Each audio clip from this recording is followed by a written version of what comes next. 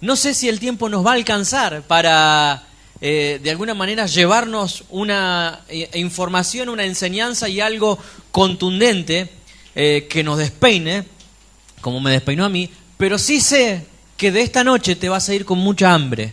Y uno dice, qué paradoja, porque yo vine a saciar el hambre que tengo de Dios. Bueno, lo maravilloso es que después de escuchar lo que vine a transmitirte, estoy convencido que vas a volver a tu casa y vas a querer agarrar la Biblia y encontrar los tesoros que hay escondidos en esta palabra que hoy intento compartirte. Voy a hablar y quiero compartirles acerca de la gracia. La gracia. Y el título de este mensaje es...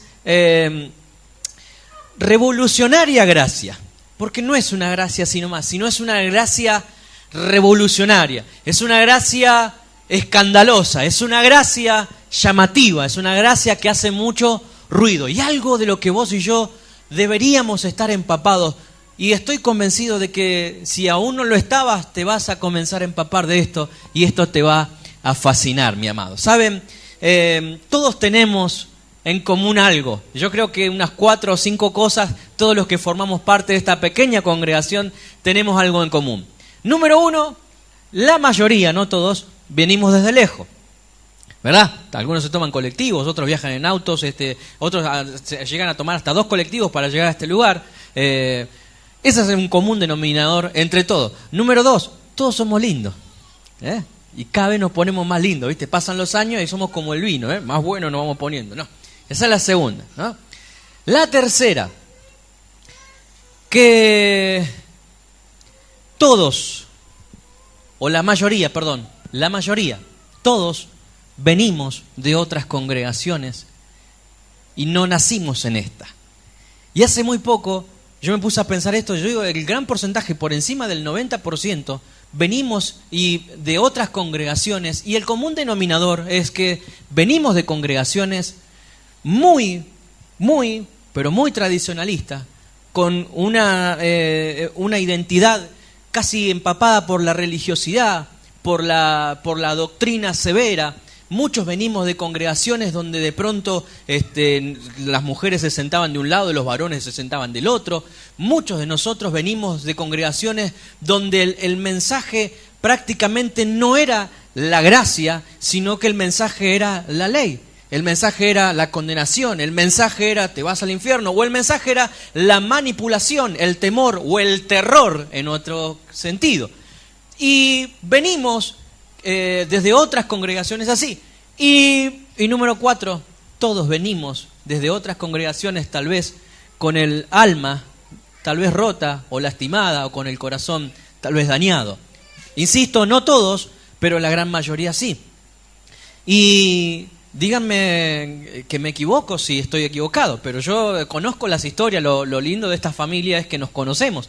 Son muy pocas las personas que han nacido, han conocido a Cristo en este lugar. Y hace poquito mi mamá me decía, y me recordaba, en una charla que tuvimos, me dice, me recuerdo que hace muchos, cuando esta obra recién arrancaba, vino un pastor de Buenos Aires y le entregó en voz profética una palabra a los pastores y les dijo que iba a venir mucha gente de otras congregaciones a restaurarse. Y eso se ha cumplido a lo largo de los años y es maravilloso. Y lo que voy a decir, intento que que lo sepas interpretar y me sepas escuchar y no salgas diciendo, no, hermano Samuel dijo esto, no, sino que vengo a decirte lo siguiente. Ese es un poco lo que Dios avisó que iba a pasar con nuestra congregación, que se iba a llenar de gente, que iban a provenir de otras congregaciones y iban a venir a restaurarse. Ahora, cada vez que viene gente de otras congregaciones, muchos de nosotros nos poníamos contentos, nos poníamos felices, ¿verdad? Porque vemos caras nuevas, es lindo ver la gente nueva y recibirlos con el amor que nos caracteriza, como hablábamos hace un ratito. Pero saben, hace poquito le dije a mi esposa, yo ya no me alegro más cuando veo que gente de otras congregaciones vienen dañadas o lastimadas a la nuestra. Pero no porque de pronto tenga problemas con los hermanos que se mudan de otra congregación. Todo lo contrario, tengo problemas y me enoja que creamos que esa es la voluntad perfecta de Dios. Algo está pasando en las congregaciones y en las iglesias contemporáneas, que muchos salen dolidos y terminan llegando a congregaciones como esta, buscando un refugio, buscando una palabra y una doctrina sana, algo que te alimente, algo que tengas ganas de volver y no te importen los kilómetros, sino que quieras estar para llevarte algo nuevo para tu casa. Tal vez ese sea también el común denominador de todos nosotros. Y lo que intento decirte es, no me alegro porque no es el propósito y la voluntad de Dios para la iglesia. Nosotros no estamos acá para restaurar soldados heridos solamente, estamos para alcanzar y discipular a los que no conocen al Señor. Personas como el hermano Norberto, que vino, no entendía nada y recibió sanidad, y ahí lo ve cantando. Tal vez no se sabrá todos los versículos de memoria, tal vez no orará correctamente para muchos de ustedes, porque creemos que hay oraciones correctas y oraciones incorrectas, ¿verdad? El que viene de iglesia así, de una vida de iglesia, como que se sienta en el sillón de juez y dice, este nuevito está aprendiendo a orar. Y nos olvidamos que el nuevito es el que mejor ora, ¿verdad? Porque es el que menos palabras usa, el menos palabras que repetimos de memoria o para llenar espacio. Me acuerdo que hasta el día de hoy la oración de un vecino que vino y oró y dijo, Padre, te pido que bendigas a los que ofrendaron y a los que no los bendiga. Corta, ¿no? Y yo digo, claro, nosotros queremos ser más buenos que Cristo, que Dios bendiga a todos los que ofrendan y los que no ofrendan, ¿no? Y él entendió que al que da, recibe, y al que no da, obviamente, no puede recibir, ¿no? Pero él lo entendió mejor que yo. Nunca me atrevería a orar de esa manera. Yo prefiero quedar bien con todos ustedes, decir, bendícelos a todos, Señor, ¿no? Que a todos les vaya bien. Pero hay un principio, no podemos negar la realidad. El que siembra, cosecha, y todo lo que damos vuelve. Cuando no damos, nada vuelve, es así.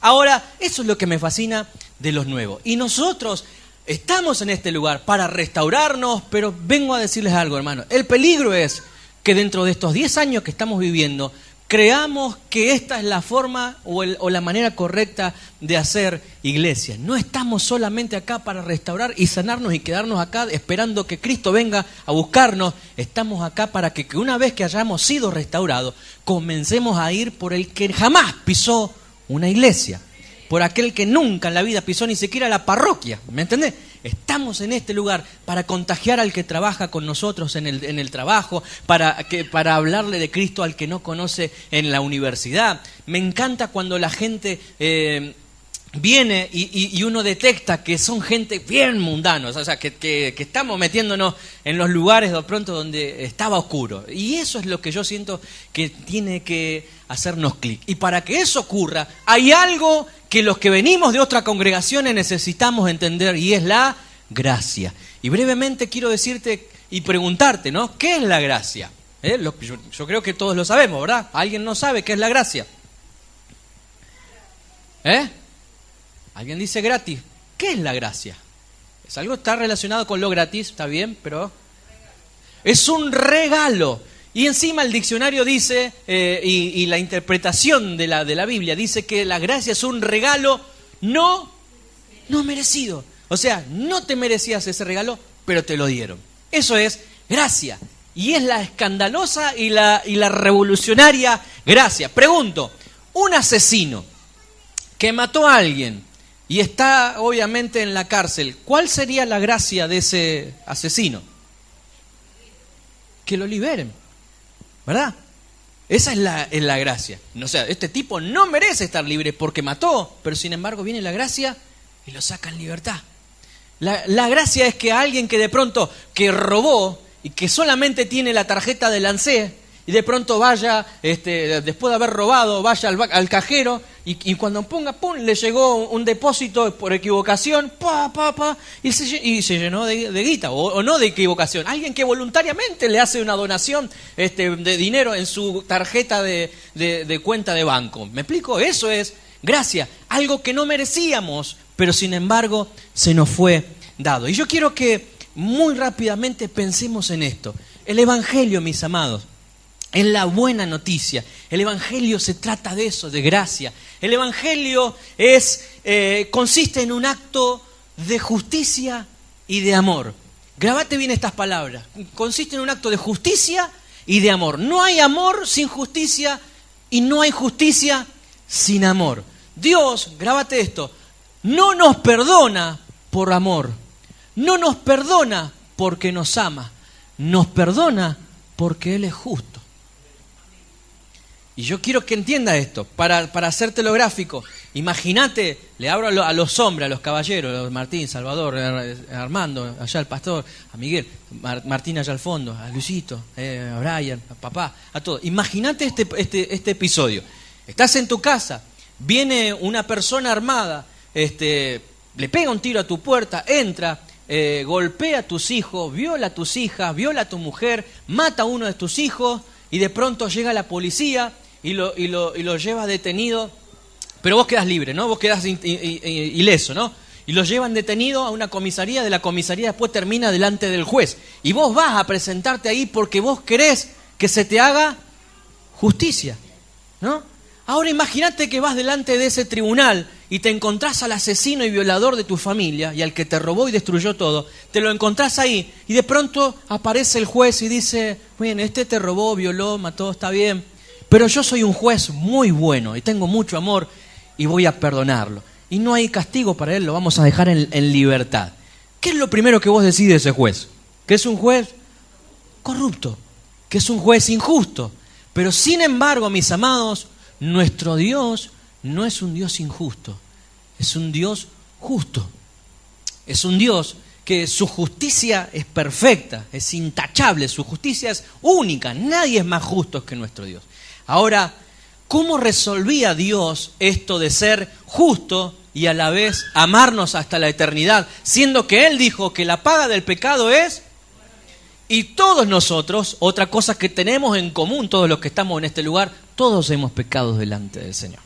Ahora, ¿cómo resolvía Dios esto de ser justo, pero amarnos incondicional y eternamente?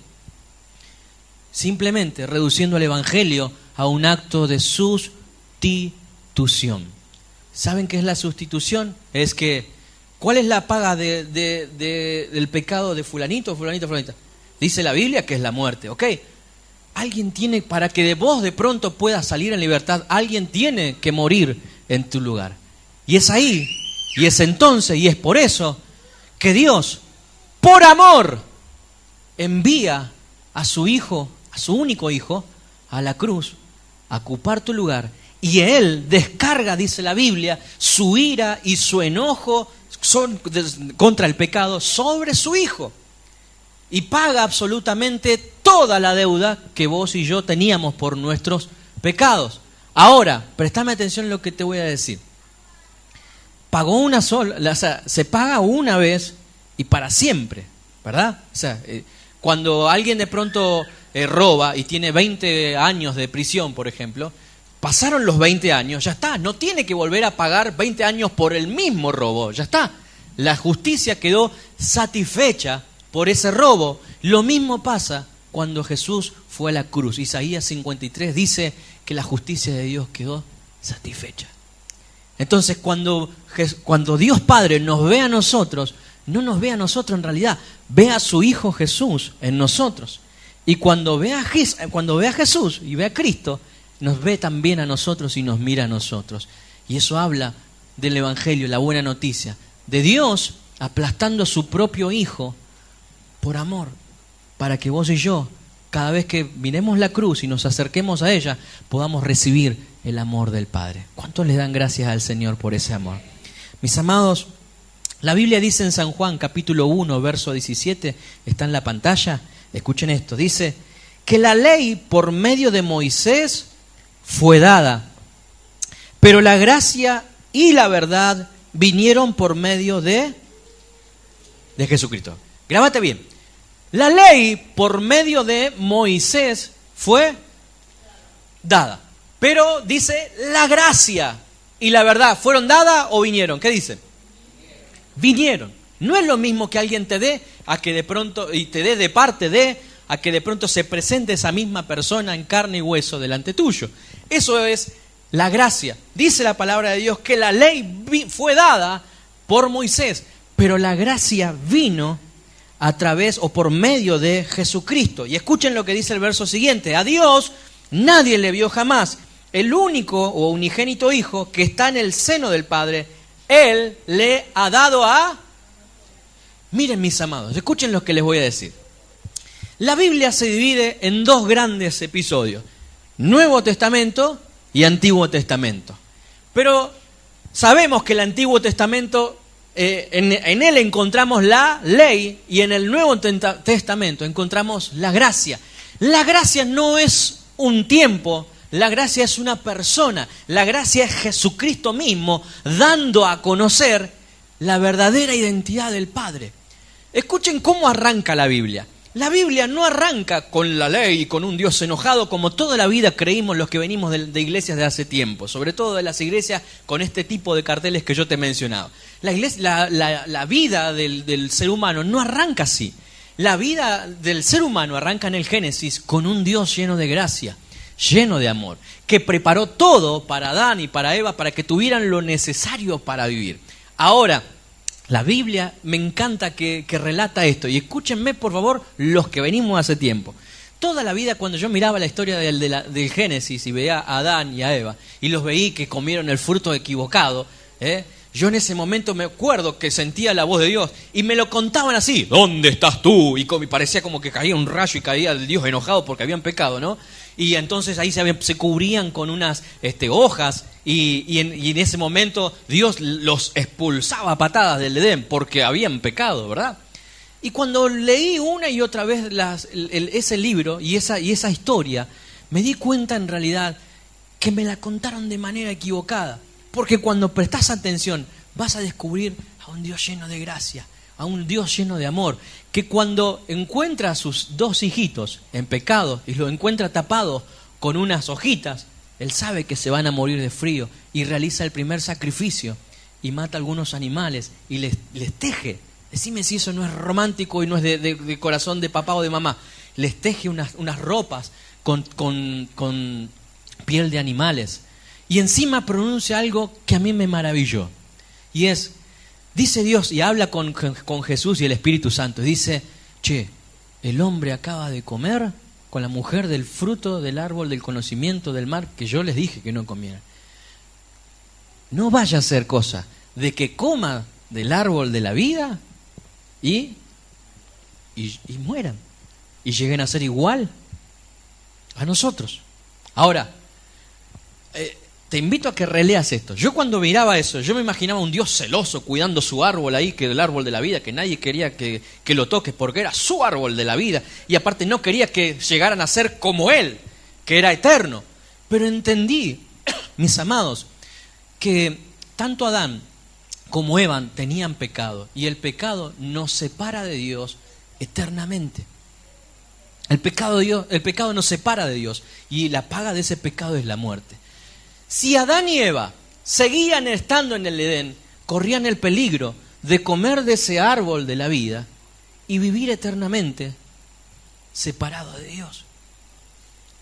¿Me seguís? Y no iba a haber oportunidad ni manera de redimirlos, de salvarlos de una eternidad sin Dios. Pero sin embargo, Dios dice, esto no va a estar bueno. Y pone un ángel con una espada para cubrir a ese árbol. Y ahí arranca el plan B de Dios, en ir como un eterno enamorado a buscar a ese hombre. Cuando analizás las primeras personas y los personajes que aparecen en la Biblia, viejo, eran todos imperfectos. El padre de la fe, Abraham, un tipo que nosotros creemos que era un tipo intachable, tuvo un montón de errores. Mintió, dijo que la mujer era la hermana, le dijo que no se llevara al familiar, se le mandó al familiar también con él. No hacía una bien, pero sin embargo, el Dios de gracia estaba ahí con él, y amándolo, y cuidándolo. Y así continúa la historia, hasta que en un instante de la vida, cuando Israel, los judíos están en Egipto, la historia comienza con la liberación de Moisés, aparece en la escena. Ustedes van a ver que hay un momento donde en el capítulo 20 de Éxodo aparece la ley, y desde la ley en adelante se pudrió todo. Ahora, un capítulo anterior, capítulo 19, aparece el hombre fanfarroneando delante de Dios, diciendo, todo lo que Dios nos mande, eso vamos a hacer. Como diciendo, nosotros podemos obedecer a Dios con nuestras propias fuerzas. Todo lo que Él nos diga lo vamos a hacer, vamos a estar en paz porque ya nos liberó. Y ese es el peor error que podemos cometer. Creer que humanamente nosotros podemos obedecer la ley de Dios. Mis amados, la ley de Dios fue diseñada y fue creada para que nosotros nos diéramos cuenta la santidad increíble de nuestro Dios y que humanamente es imposible de alcanzar a cumplir todo. 613 mandamientos hay en los 5 primeros libros de la Biblia. Están los famosos 10 que fueron escritos en piedra, pero después de ahí se desprenden 613 en total mandamientos, para que puedas entender que la Biblia dice que si vos fallás uno de los 613, sos culpable de todo. ¿Me seguís? No es que no, soy culpable de este, no. Vos fallás a uno y sos culpable de todos los mandamientos. Ahora, vengo a decirte algo. Es tan imposible agradar a Dios con nuestras propias fuerzas, que necesariamente tuvo que venir la gracia hecha carne en Jesucristo para cambiar la jugada. Cuando arranca la ley, en la primera Pascua mueren un montón de personas. Cuando arranca la gracia, en la Pascua, cuando arranca la gracia, después de que Jesús asciende, más de 3.000 personas fueron salvadas y fueron transformadas por el poder de Jesucristo. En los tiempos de la ley, Moisés se va delante de Dios y Dios le dice: sacate el calzado de los pies porque este lugar es santo. En los tiempos de la gracia, viene el hijo pródigo, después de habérselas mandado todas, y Dios le dice en la historia que ni siquiera lo deja hablar. Agarra y le pone el calzado y le pone un anillo dándole autoridad. Eso es gracia, un regalo que no merecíamos. Y eso es la gracia. Cuando vos no entendés la gracia, querés vivir todo el tiempo bajo la ley. La ley es aquella que nos condena, es aquella que de alguna manera todo el tiempo está haciéndonos sentir que no somos aptos y que tenemos que esforzarnos para agradar a Dios. Y vengo a decirte que Dios te ama mucho. A vos que venís de otra congregación, Dios te ama muchísimo. A vos que naciste en esta, no tenés idea lo mucho que Dios te ama. Escúchame, Romanos capítulo 6, verso 14, da la clave por qué muchos de los que venimos desde cuna nos cuesta tanto dejar el pecado. Dice: porque el pecado no se enseñoreará de vosotros, pues no estáis bajo la... ¿Sino bajo qué? Amados, no se puede... Perdón, quiero ilustrar esto.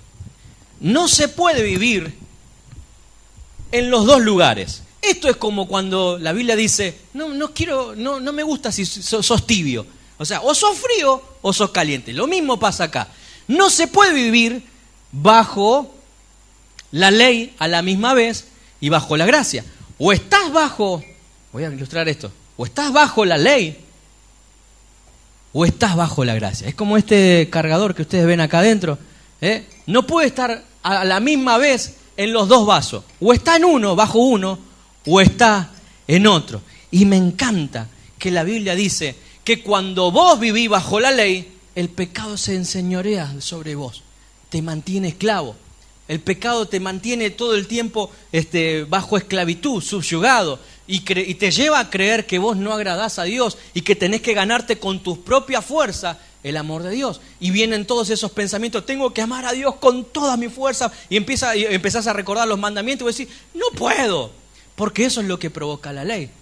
Pero sin embargo, cuando vos vivís bajo la gracia, descansás en que el precio de tu pecado fue pagado por Jesús. Y que lo único que vos y yo tenemos que hacer es ir a la cruz una vez. Pero claro, ¿viste que te suena? No. Algo de esfuerzo tiene que tener. Algo yo tengo que poner. Algo de mi parte, latigazo por haber... No. La Biblia dice: vivimos o bajo la ley o bajo la gracia. Mis amados, y parece una locura, pero mientras más predicamos la ley, más pecadora se vuelve una iglesia, una congregación.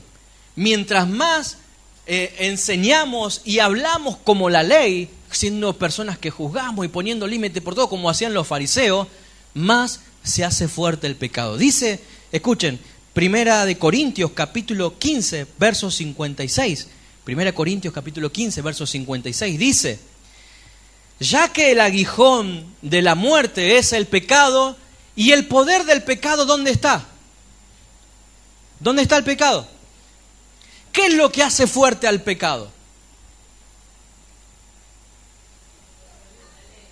ley. Hermanos, ¿me estás entendiendo? O sea, el aguijón, el veneno de la muerte es el pecado. O sea, por causa del pecado viene la muerte. ¿Pero por causa de qué viene el pecado? ¿Por la maldad del ser humano? No, viene por causa de la ley.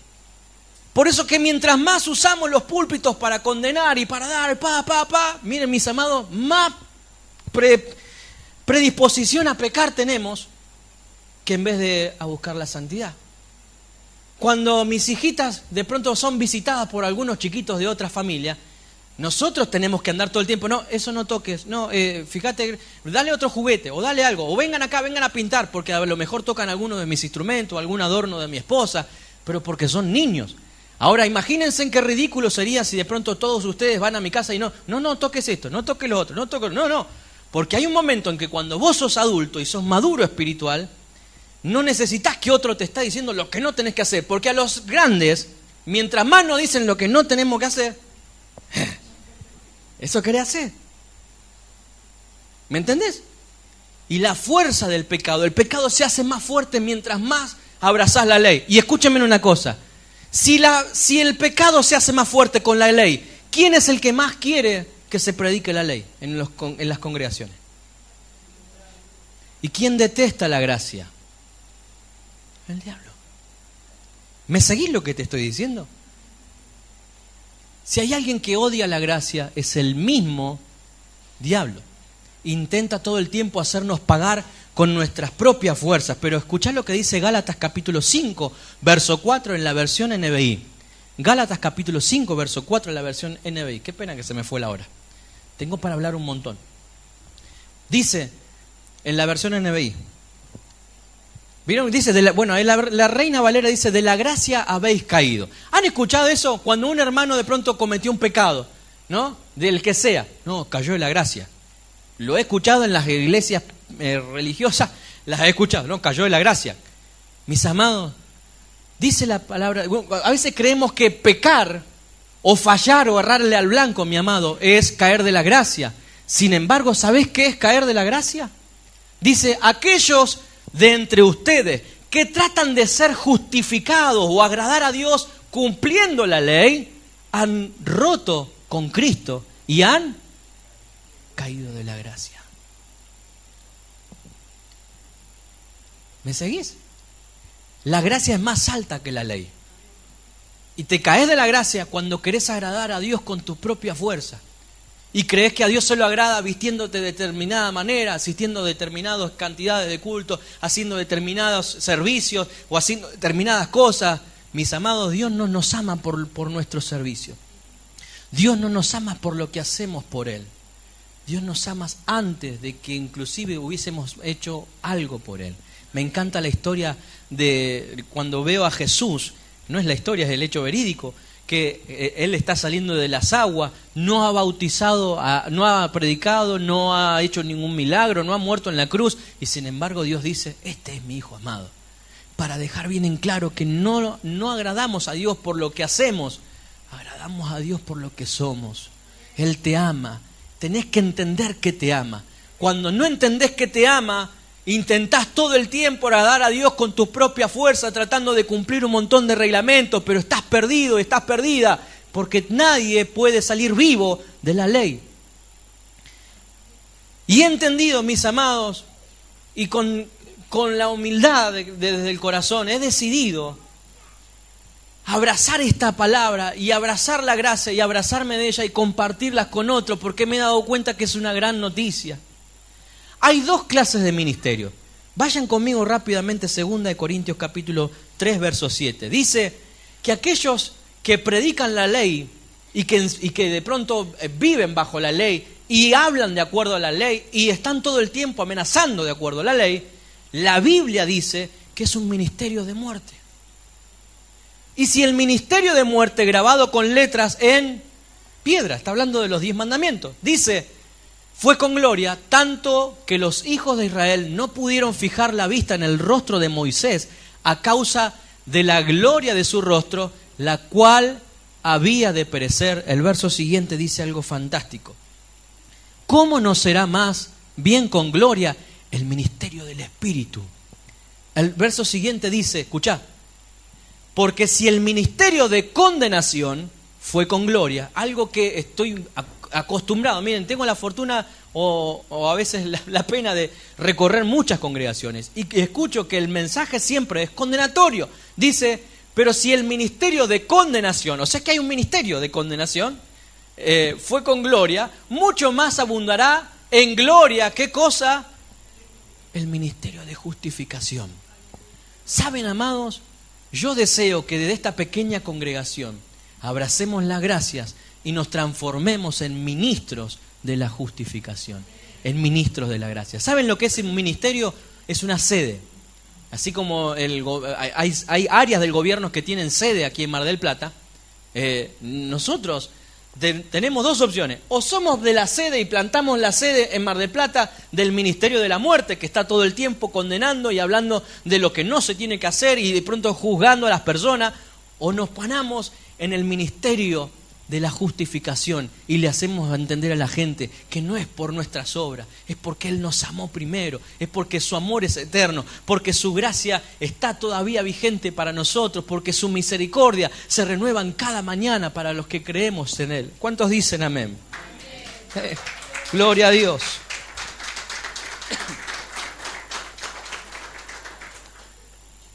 Hace poco, ¿saben?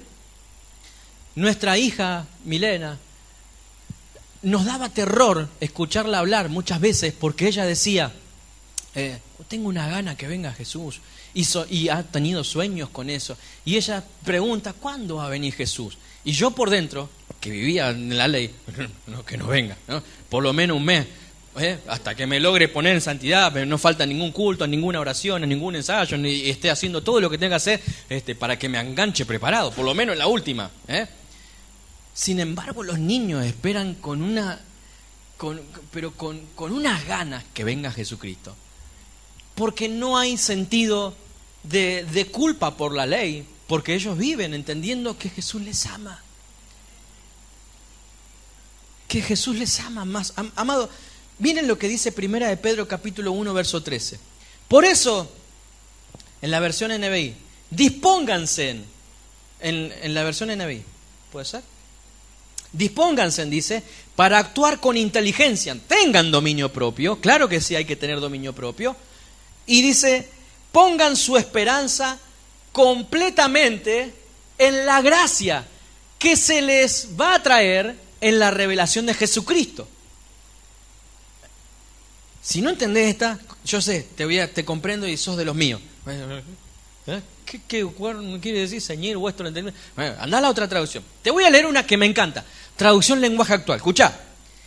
Por eso estén atentos y piensen bien lo que van a hacer para que siempre hagan lo correcto y confíen plenamente en que Dios los tratará bien cuando regrese Jesucristo. Hermano, no sabés la paz y la alegría que yo sentí en mi corazón. Porque todo el tiempo la venida de Jesucristo la esperaba con terror.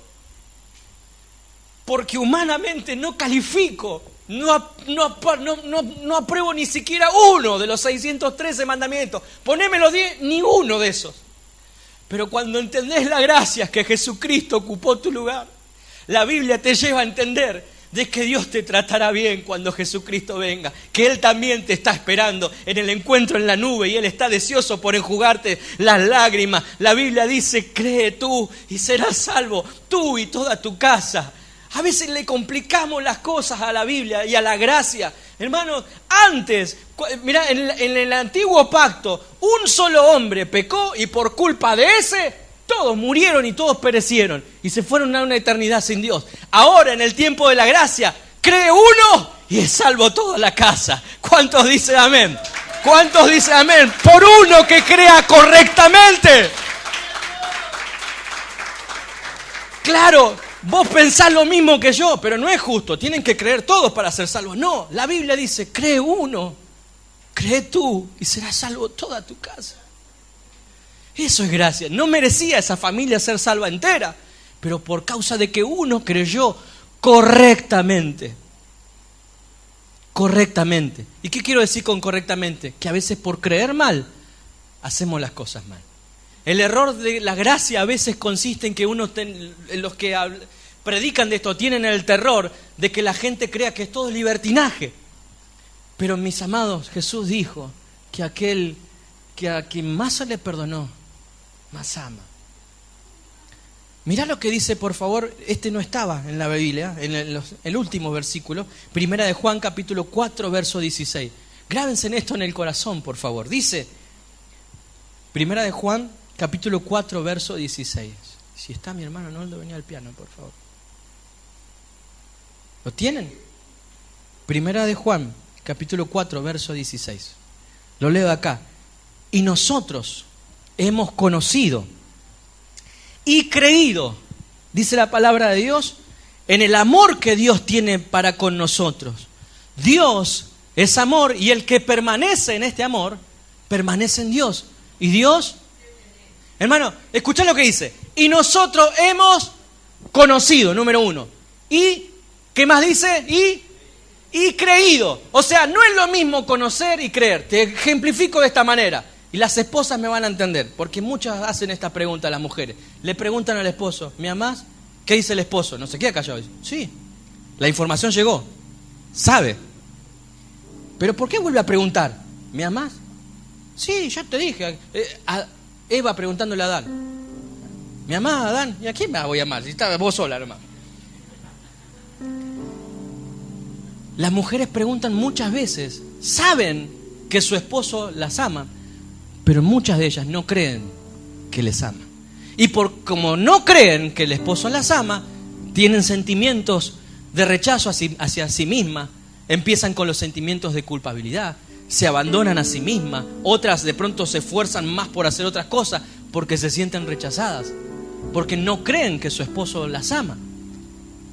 Lo mismo pasa con las parejas de pronto que no conocen al Señor. Cuando esa mujer siente que su esposo o no le cree que su esposo la ama, es la mujer que de pronto empieza a desviarse y a mandar cualquiera y engaña con 1, con 2, con 3, porque cree que su esposo no la ama, aunque su esposo le dice que sí.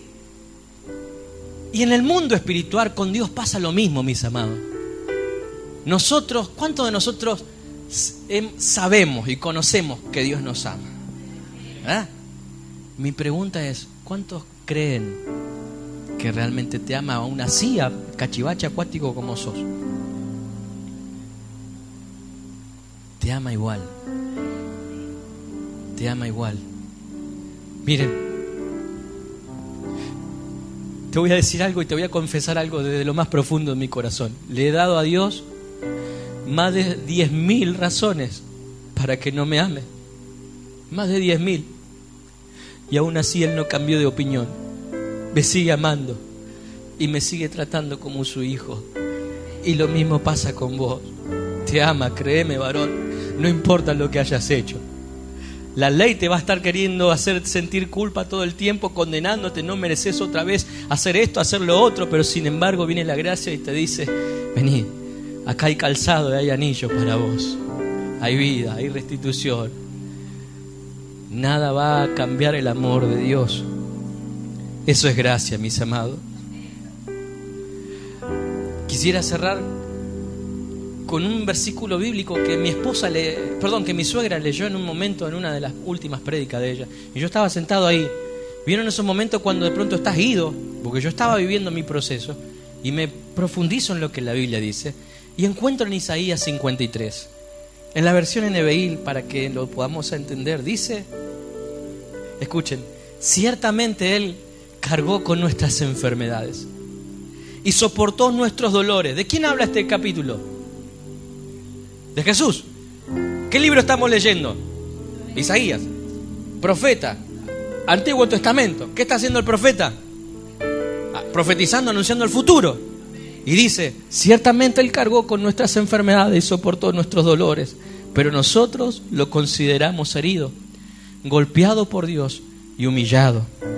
Él fue traspasado por nuestras rebeliones y molido por nuestras iniquidades. Sobre Él recayó el castigo, precio de nuestra paz, y gracias a sus heridas fuimos sanados. Todos andábamos perdidos como ovejas, Cada uno seguía su propio camino, pero el Señor hizo recaer sobre él, esto es fuerte, sobre él la iniquidad de todos nosotros. Maltratado y humillado, ni siquiera abrió su boca. Como cordero fue llevado al matadero, como oveja enmudeció ante su trasquilador, y ni siquiera abrió su boca. Después de aprehenderlo y juzgarlo, le dieron muerte. Nadie se preocupó de su decencia. Fue arrancado de la tierra de los vivientes y golpeado por la transgresión de mi pueblo. Se asignó un sepulcro con los malvados y murió entre los malhechores, aunque nunca cometió violencia alguna, ni hubo engaño en su boca. Pero el Señor, está hablando de Dios, quiso quebrantarlo y hacerlo sufrir, y como Él ofreció su vida en expiación, verá su descendencia y prolongará sus días y llevará a cabo la voluntad del Señor. Después de su sufrimiento verá la luz y quedará, ¿qué cosa? Que decía hace un ratito, satisfecho por su conocimiento. Mi siervo justo, y que se justificará a muchos y cargará con las iniquidades de ellos. Por lo tanto, le daré un puesto entre los grandes y repartirá el botín con los fuertes, porque derramó su vida hasta la muerte y fue contado entre los transgresores. Cargó con el pecado de muchos e intercedió por los pecadores. Esto parece que termina acá. Pero el día que mi suegra predicaba y yo andaba con la cabeza por otro lado, como tal vez puede pasarle a muchos de ustedes ahora, mientras estoy predicando, la cabeza anda en cualquier lado, yo seguí avanzando un capítulo más y descubrí lo siguiente. Isaías 54, verso 8 dice: por un momento, ¿lo pueden? Isaías 54, verso 8. Por favor, nunca olvides esta palabra. Por un momento, en un arrebato de enojo, escondí mi rostro de ti. Pero con amor, ¿qué dice? ¿Es lo mismo algo eterno y un momento? Dios se enoja un momento, pero con un amor eterno, dice, tendré compasión de ti. Y me encanta lo que dice la palabra de Dios.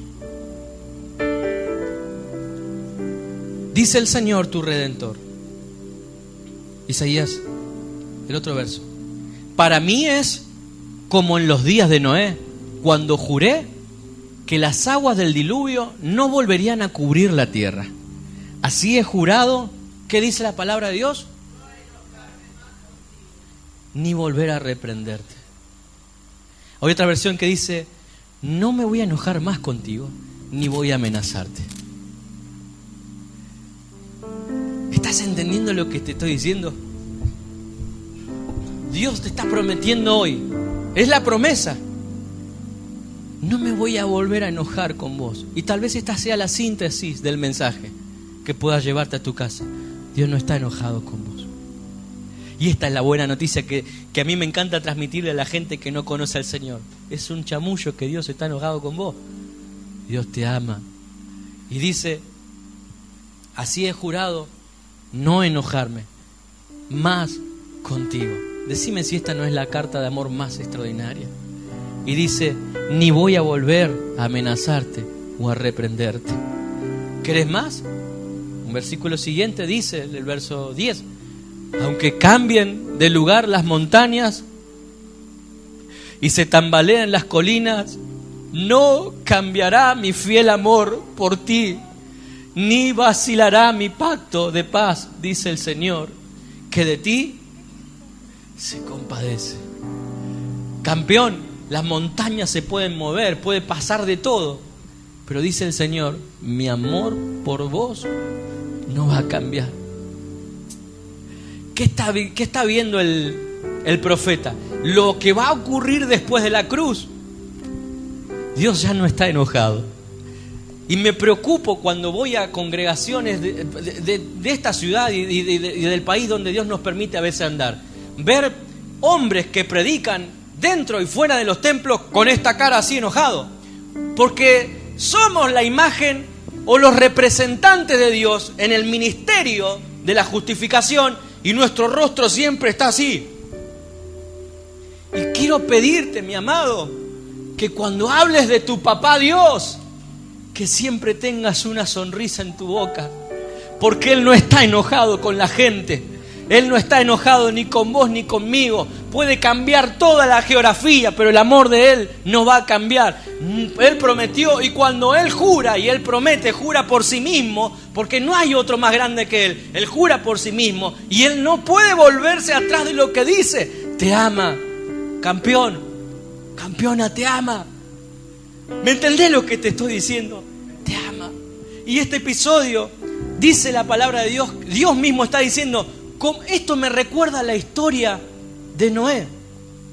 Esto me recuerda a ese momento con el extraordinario Noé. Pregunto, ¿qué te recordás de la historia de Noé? ¿Qué había en la historia de Noé? Rápido. Había un arca. Bien. Había agua. Muy bien. Estamos muy... se ve que somos parte de... ¿Qué más había? Una puerta. ¿Cómo termina la historia del arca?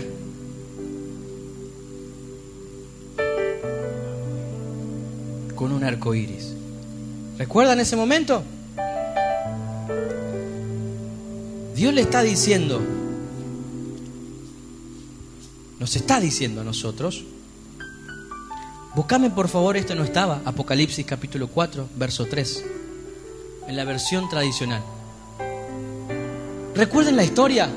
Dios le jura a Noé que nunca más va a mandar un diluvio, y para acordarse Dios de eso, ¿qué hace? Él pone cada vez que Dios ve el arco iris se acuerda de esa promesa que Dios hizo. Ahora en Isaías 54, Néstor, Miguel, Martín, a los hombres y también a las damas que forman parte de esta congregación, Él prometió que no iba a enojarse con nosotros y prometió que no nos iba a amenazar. Prometió que su amor no cambiaría por nosotros. Puede cambiar todo menos su amor. Y Él dijo, como esto va a ser igual como con Noé. Ahora, hay un hombre que fue el discípulo amado, el apóstol Juan, que tiene la primera oportunidad de meter una cámara oculta en el cielo, y luego de que él ve lo que está pasando en el cielo, él escribe el libro de Apocalipsis. Si querés saber cómo es el cielo, tenés que leerlo a Juan. Pero él relata algo que dice que de pronto él ve un trono donde está Dios, el mismo que prometió en Isaías 54, y dice, el aspecto del que estaba sentado era semejante a piedra de jaspe y cornalina, y había, ¿qué dice? Alrededor del trono un arco iris.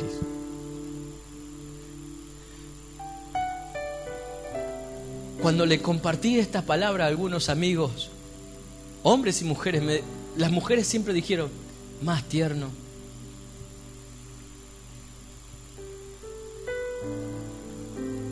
Y cuando yo se lo conté a hombres, me decían, wow, eso es esperanzador. Porque imaginamos un trono donde Dios nos va a dar con un hacha. Y nosotros merecemos el hacha, viejo. Pero cuando nosotros vamos llegando delante del trono de Dios, hay un gran arco iris que Dios ve todo el tiempo. Y Él no se olvida que juró no enojarse con nosotros. Y no se olvida que juró no amenazarnos. Que su amor iba a estar intacto, aunque todo cambiara.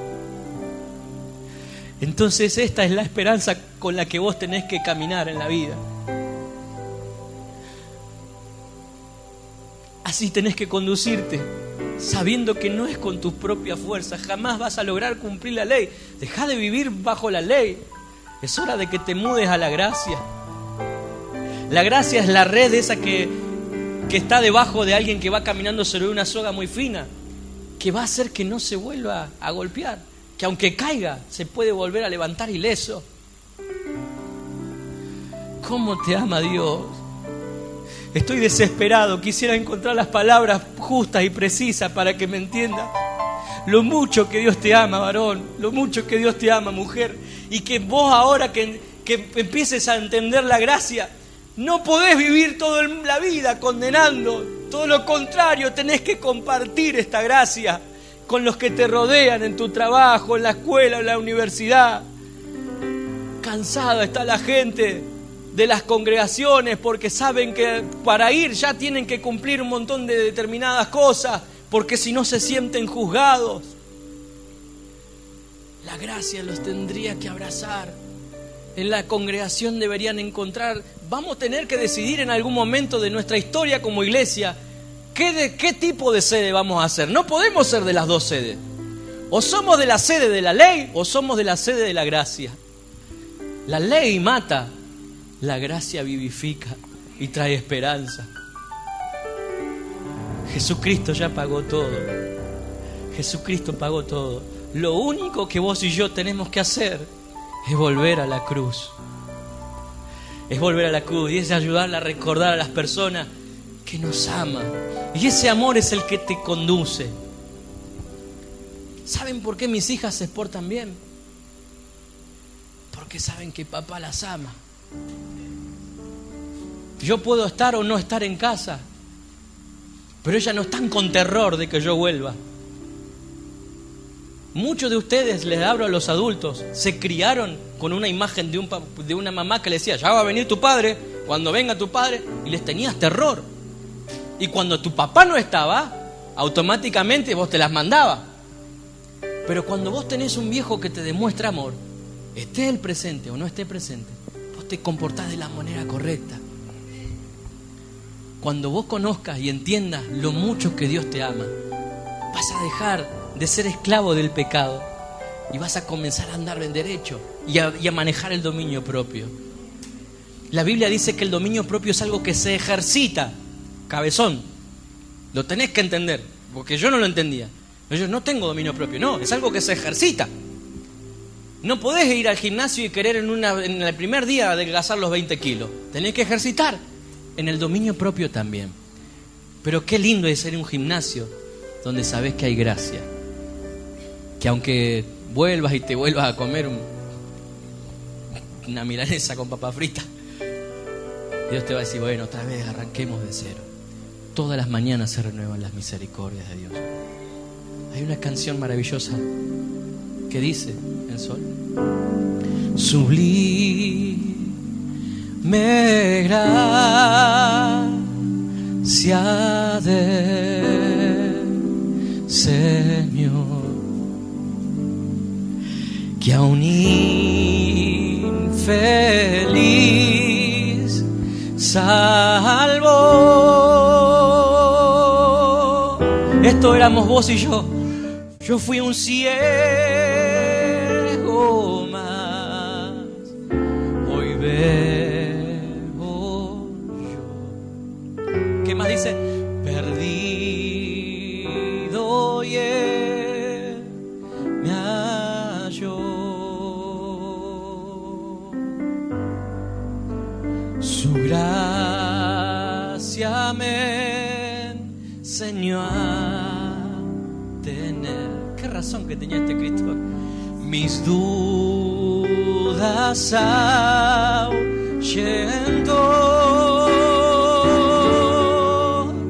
Oh, cuán precioso fue a mi ser cuando Él me transformó de mi maldad,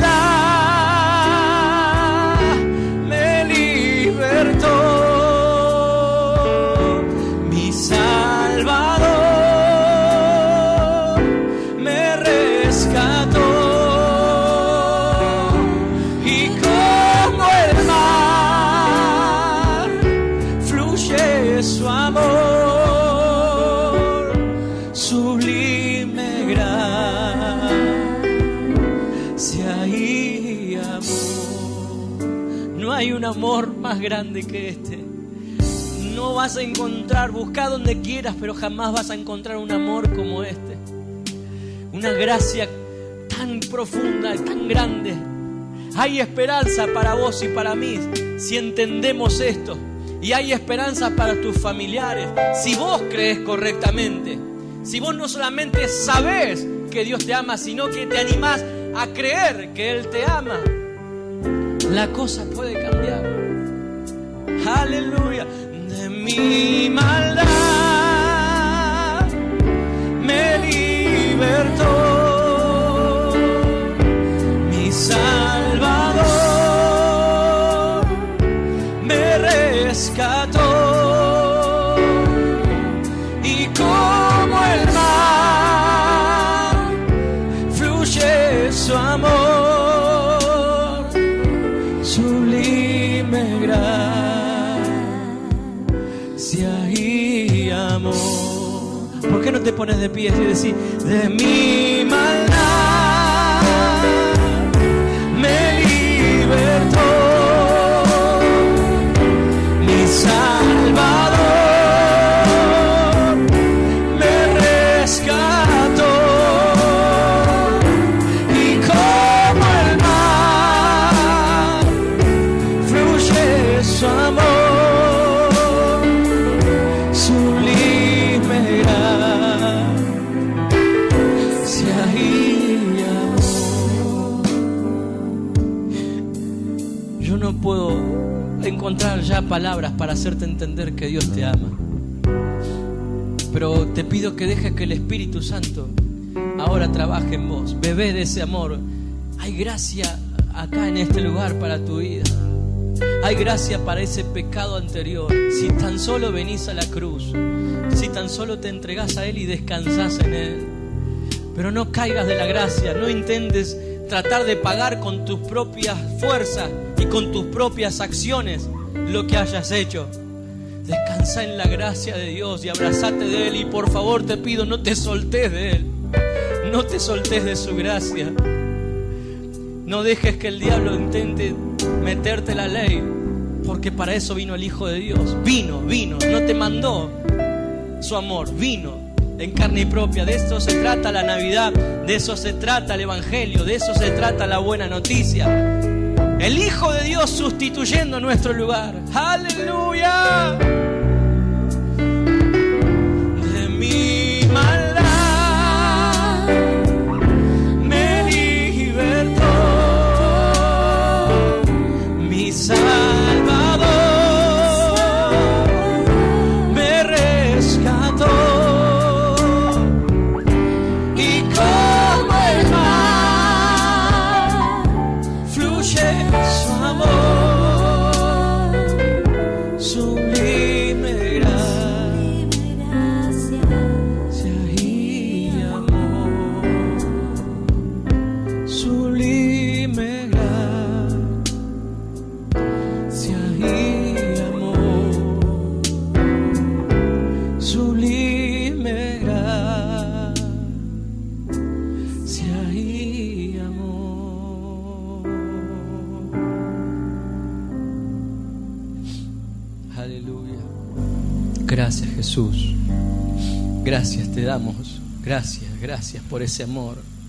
Gracias por la esperanza que tenemos. Gracias Jesús. Cuántas gracias te doy. ¿A dónde me podría ir? ¿A dónde podría ir con mi basura, con mi mugre, con mis pecados? ¿Dónde podría ir? Qué buena que es tu gracia, Jesús. Señor, nos rendimos ante ella. Te damos muchas gracias en el nombre poderoso de Jesús. Amén. Buenas noches, hermanos. Que Dios los bendiga mucho. Muchas gracias por esta oportunidad.